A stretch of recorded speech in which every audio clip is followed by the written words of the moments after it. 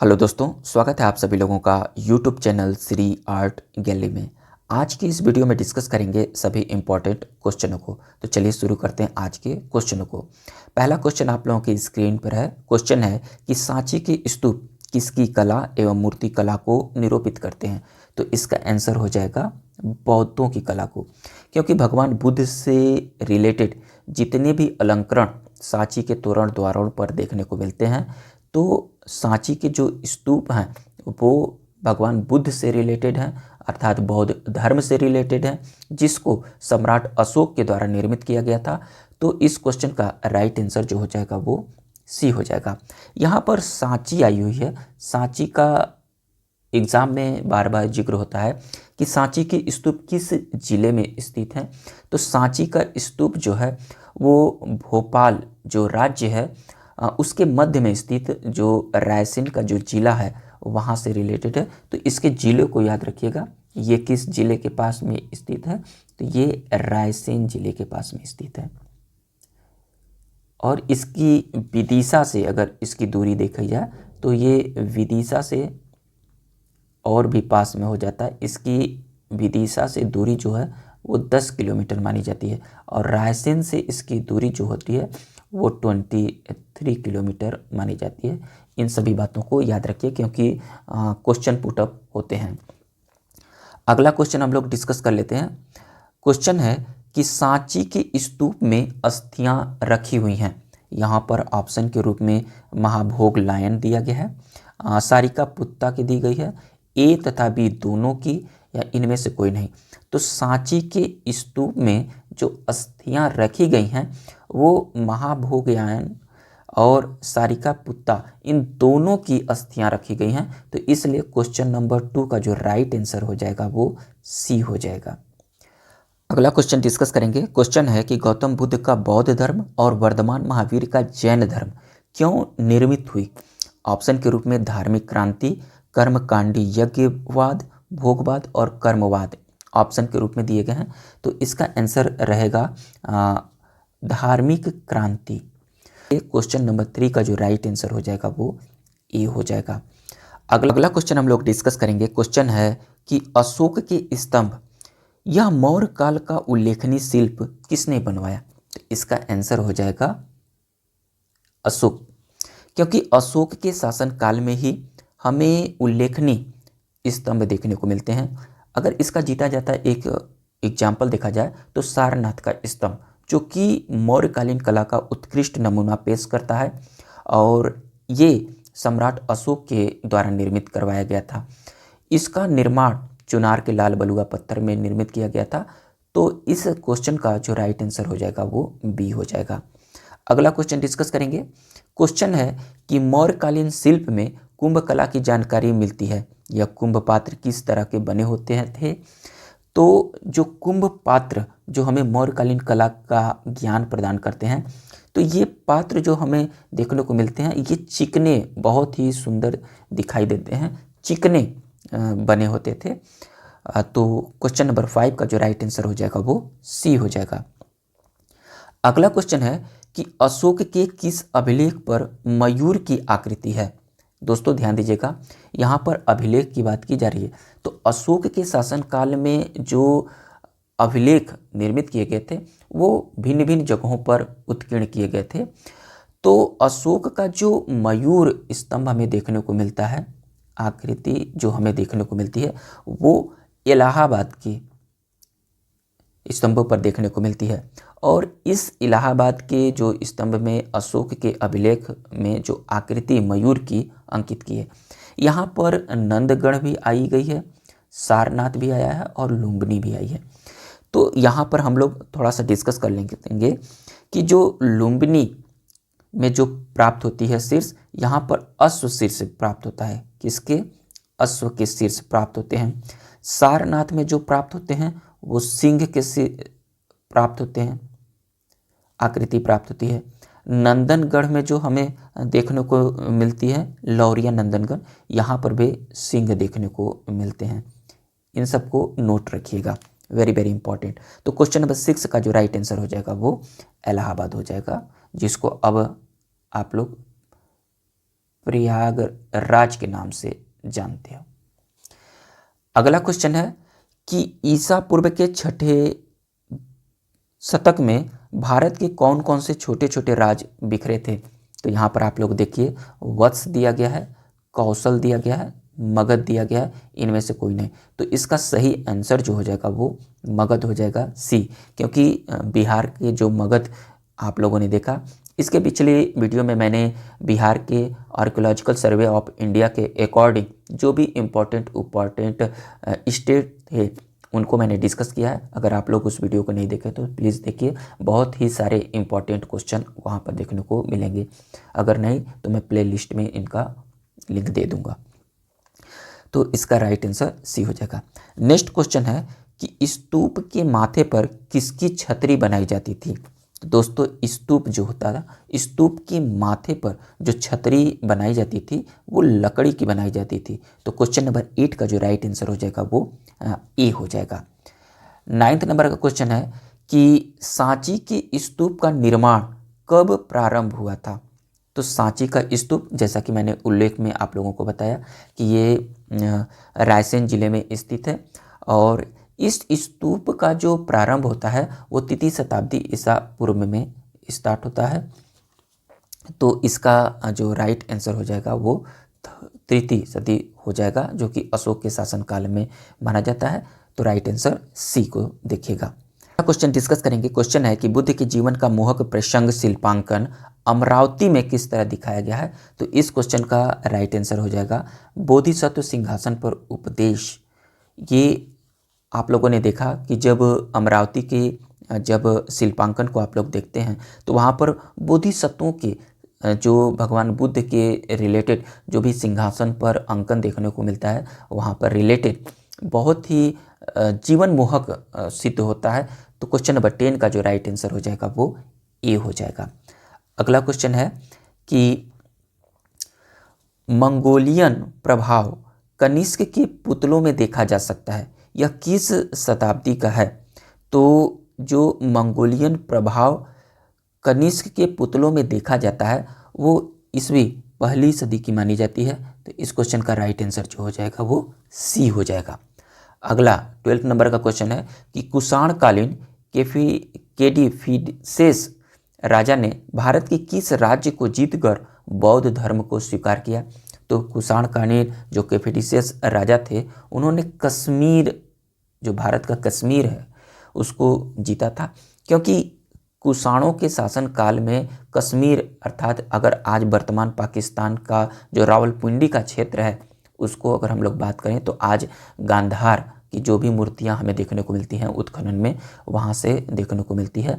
तो जो केडिफिसेस राजा ने थे वो कश्मीर को जीतकर बौद्ध धर्म को स्वीकार किया था। अगला क्वेश्चन डिस्कस करेंगे। क्वेश्चन है कि सुल्तानगंज से प्राप्त बुद्ध प्रतिमा किससे निर्मित है। वेरी वेरी इंपॉर्टेंट पॉइंट है, इसको याद रखिएगा, बार बार पुटअप किया जाता है। सुल्तानगंज जो कि बिहार में पड़ता है, आप लोग सुल्तानगंज को, और यहाँ से बुद्ध की प्रतिमा प्राप्त हुई थी जो कि बहुत ही बर्मिंघम म्यूजियम में भी स्थित है। और ये जो निर्मित है वो तांबे से निर्मित की गई है। तो क्वेश्चन नंबर 13 का जो राइट आंसर हो जाएगा वो बी हो जाएगा। नेक्स्ट जो क्वेश्चन है कि वाङ्मय और कला के चहेते कौन से राजा थे। तो यहाँ पर आप लोगों ने देखा कि इस क्वेश्चन का राइट आंसर जो हो जाएगा वो चंद्रगुप्त हो जाएगा। तो 14 का राइट आंसर ए हो जाएगा। 15 नंबर का क्वेश्चन है कि किन लोगों ने अफगानिस्तान और बलूचिस्तान को जीतकर राज्य किया। तो यहाँ सा जो इसका राइट आंसर हो जाएगा वो हो जाएगा पर्शियन लोगों ने अफगानिस्तान और बलूचिस्तान को जीता था और शासन किया था। नेक्स्ट जो 16 नंबर का क्वेश्चन है कि भरहुत का स्तूप किस जिले में है। वेरी वेरी इंपॉर्टेंट पॉइंट आया है। भरहुत का स्तूप स्पष्ट रूप में पुटअप किया जाता है। तो भरहुत का स्तूप जो है वो मध्य प्रदेश में स्थित है, और मध्य प्रदेश के जो नागौद रियासत है यहीं पर प्राप्त होता है भरहुत का स्तूप। और आज वर्तमान स्थिति में अगर भरहुत की स्तूप की बात की जाए तो ये पूरी तरह से नष्ट हो चुके हैं, और इसके अवशेष जो हैं वो कोलकाता म्यूजियम में देखने को मिलते हैं। तो इस क्वेश्चन का राइट आंसर सी होगा। अगला क्वेश्चन डिस्कस करेंगे। क्वेश्चन है कि बुद्ध के जीवन के प्रतीक को किस रूप में बनाया गया है। तो बुद्ध के जीवन के प्रतीक को जिस रूप में हम लोग देखते हैं वो होता है कमल। तो राइट आंसर हो जाएगा बी।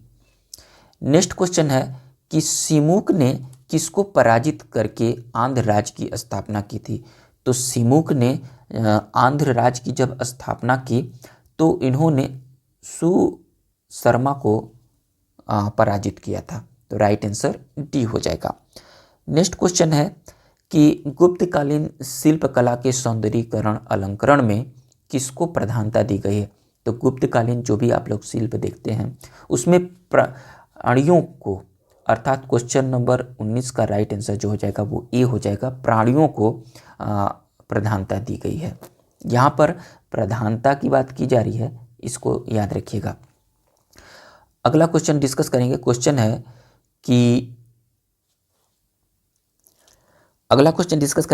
है कि मथुरा के केशव देव का मंदिर कितनी बार विध्वंस हुआ था। विध्वंस अर्थात नष्ट हुआ था, फिर भी बनाया गया था। तो मथुरा का जो केशव देव का मंदिर है ये बहुत इंपॉर्टेंट है, याद रखिएगा। डायरेक्ट पूछ सकता है कि केशव देव का मंदिर कहाँ पर है, और ऑप्शन के रूप में तमाम प्लेस दे सकते हैं। तो मथुरा के केशव देव का मंदिर जो है वो 3 बार विध्वंस हुआ। तो क्वेश्चन नंबर 20 का राइट आंसर सी हो जाएगा। नेक्स्ट क्वेश्चन है कि बौद्ध पुस्तकें किस पर लिखी गई हैं। तो बौद्ध पुस्तकें जो भी हमें प्राप्त होती हैं वो ताड़ पत्रों पर प्राप्त होती हैं। तो 21 का राइट आंसर हो जाएगा सी। नेक्स्ट क्वेश्चन है कि पत्रों के बीच बीच में महायान धर्म से संबंध रखने वाले किसके चित्र हैं। तो जो ताड़पत्र होते थे वहाँ पर जो पत्रों के बीच बीच में महायान धर्म से संबंधित जो चित्र देखने को मिलते हैं वो देवी देवताओं के चित्र देखने को मिलते हैं। तो क्वेश्चन नंबर 22 का राइट आंसर जो हो जाएगा वो सी हो जाएगा। नेक्स्ट क्वेश्चन है कि भारत में कुषाणकालीन मूर्तियाँ किस संग्रहालय में सबसे बड़ी संख्या में उपलब्ध हैं। वेरी वेरी इंपॉर्टेंट पॉइंट है, इसको डबल स्टार करिएगा, क्योंकि कुषाणकालीन मूर्तियाँ बार बार एग्जाम में पुटअप किया जाता है और पुटअप किया जाता है कि किस संग्रहालय में बड़ी संख्या में देखने को मिलती हैं। तो ये मथुरा संग्रहालय में देखने को मिलती हैं। मथुरा संग्रहालय में जब आप लोग औकृति करेंगे तो यहाँ पर कुषाणकालीन मूर्तियाँ बड़ी संख्या में देखने को मिलेंगी। अगला क्वेश्चन डिस्कस करेंगे। क्वेश्चन है कि कनिष्क के समय में एक नवीन कला का जन्म हुआ था, उसे कहते हैं। तो कनिष्क के समय में जो कि विख्यात कला थी उसको हम लोग गांधार कला के नाम से जानते हैं। तो क्वेश्चन नंबर 24 का जो राइट आंसर हो जाएगा वो बी हो जाएगा, गांधार कला। क्वेश्चन डिस्कस करेंगे। क्वेश्चन है कि इंडो ग्रीक कला को अन्य किस नाम से जाना जाता है। यहाँ पर जितने भी क्वेश्चन आप लोगों को प्रोवाइड किए जा रहे हैं वो सभी इंपॉर्टेंट है। अगर आप लोगों को वीडियो पसंद आ रहा है तो प्लीज़ लाइक जरूर करिए। यहाँ पर इंडो ग्रीक कला की बात की जा रही है, तो इंडो ग्रीक कला डायरेक्ट पूछ दिया जाता है कि किस कला से संबंधित है। तो इंडो ग्रीक को अन्य किस नाम से जाना जाता है, तो वो गांधार कला के नाम से जाना जाता है। तो क्वेश्चन नंबर 25 का जो राइट आंसर जो हो जाएगा वो ए हो जाएगा। ये बार बार क्वेश्चन पुटअप किया जाता है, वेरी वेरी इंपॉर्टेंट है, इसको नोट जरूर करिएगा। नेक्स्ट क्वेश्चन है कि भूमरा और नचला कुठारा में शिव एवं पार्वती के मंदिर का निर्माण हुआ है। ये भी डबल स्टार करिएगा। नचला कुठारा का जो शिव मंदिर है वो विश्वविख्यात है और ये बार बार रिपीटेड होते हुए क्वेश्चन है। तो नचला कुठारा का जो पार्वती और शिव का जो मंदिर है वो गुप्त काल में निर्मित किए गए थे। तो इस क्वेश्चन का राइट आंसर जो हो जाएगा वो डी हो जाएगा। क्वेश्चन डिस्कस करेंगे। क्वेश्चन है कि सांची के प्रख्यात स्तूप का निर्माण किसके शासनकाल में हुआ। तो इस क्वेश्चन का आंसर हो जाएगा अशोक। अशोक के शासनकाल में ही सांची के प्रख्यात स्तूप का निर्माण किया गया था। तो क्वेश्चन नंबर 27 का जो राइट आंसर हो जाएगा वो सी हो जाएगा। नेक्स्ट 28 नंबर का क्वेश्चन है कि अशोककालीन स्तंभों की ऊंचाई औसतन कितनी है। Very very important point. अशोककालीन स्तंभों की जो ऊंचाई मानी जाती है वो 40 फीट से लेकर 50 फीट तक मानी जाती है। तो इस क्वेश्चन का राइट आंसर जो हो जाएगा वो डी हो जाएगा। अगला क्वेश्चन डिस्कस करेंगे। क्वेश्चन है कि भरहुत के स्तूप का निर्माण किसने कराया था, और यहाँ पर ऑप्शन के रूप में कनिष्क ने, अशोक ने, पुष्यमित्र शुंग ने या बिंबिसार ने। तो यहाँ पर इंपॉर्टेंट पॉइंट है कि स्तूप का निर्माण की बात की जा रही है। तो भरहूत का स्तूप हो चाहे सांची का स्तूप हो, इन दोनों स्तूपों का जो निर्माण देखने को मिलता है वो अशोक के शासनकाल में हुआ था। और यहाँ पर पुष्यमित्र शुंग भी आए हुए हैं। तो आप लोग याद रखिएगा, जो पुष्यमित्र अतः शुंग के वंशी शासकों के शासनकाल में भरहूत के स्तूप को पत्थरों से आच्छादित करवाया गया था, न कि इस स्तूप का निर्माण करवाया गया था। अगर जब भी निर्माण की बात आएगी तो आप लोग अशोक को टिक करेंगे, और इनके जो आच्छादित जो पत्थरों से और इनके तोरण द्वारों से जो इनका निर्माण कार्य देखने को मिलता है वो शुंगों के शासनकाल में देखने को मिलता है। भरहूत की जो वेष्टिन या तोरण द्वार को अनेक जो अलंकरणों से जो सुशोभित किया गया वो शुंगों के शासनकाल में किया गया, न कि भरहूत की स्तूप का निर्माण कराया गया। तो तमाम लोग आप लोगों को भटकाने की कोशिश करेंगे, बट आप लोग याद रखिएगा, भरहूत की स्तूप का निर्माण जब भी पुटअप करे तो आप लोग अशोक को टिक करिएगा। भरहूत का स्तूप जो कि पूरी तरह से नष्ट है और वर्तमान में इसके जो अवशेष है मैंने बताया कि कलकत्ता म्यूजियम में देखने को मिलता है। और इस स्तूप की खोज के बारे में अगर बात की जाए तो 1873 ईस्वी में इस स्तूप की खोज अलेक्जेंडर कनिंघम के द्वारा किया गया था, और ये सतना जिले में स्थित है। याद रखिएगा किस जिले में स्थित है, सतना जिले में ये स्थित है। पुटअप किया जा सकता है क्योंकि जो एग्ज़ाम में लोकेशन पर बहुत इस समय बात की जा रही है, तो यहाँ पर सतना जिले में स्थित है।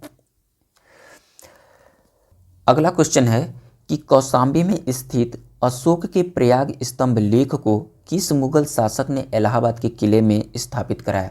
और ऑप्शन के रूप में अकबर, जहांगीर, शाहजहां, औरंगजेब दिया गया। तो इस क्वेश्चन का आंसर मैं आप लोगों को नहीं बताऊंगा, आप लोग कमेंट बॉक्स में इसका आंसर प्रोवाइड करिए। एक टेस्ट के रूप में आप लोगों से इस सवाल दिया जा रहा है। आप लोगों के लिए एक छोटा सा इन्फॉर्मेशन है, जो भी बिहार स्टेट से वंचित रह चुके हैं, चाहे वो किसी भी राज्य से कैंडिडेट बिलोंग करते हों, तो बिहार स्टेट का जो अगला सेशन स्टार्ट होने वाला उसका नोटिफिकेशन आ चुका है। हम लोग एक डिटेल वीडियो में बात करेंगे, लेकिन आप लोग एक्टिव हो जाइए। जो लोग भी बिहार का स्टेट पेपर क्लियर नहीं कर पाए हैं वो फिर से आवेदन स्टार्ट होने वाला है। तो आप लोग अपने डॉक्यूमेंट्स को कंप्लीट रखिए, मार्कशीट हुए, आय, जात, निवास, जो भी डॉक्यूमेंट्स है वो कंप्लीट रखिए। फॉर्म फिलअप करने की डेट जारी होने वाली है। तो आज के टॉपिक में बस इतना ही। थैंक यू दोस्तों।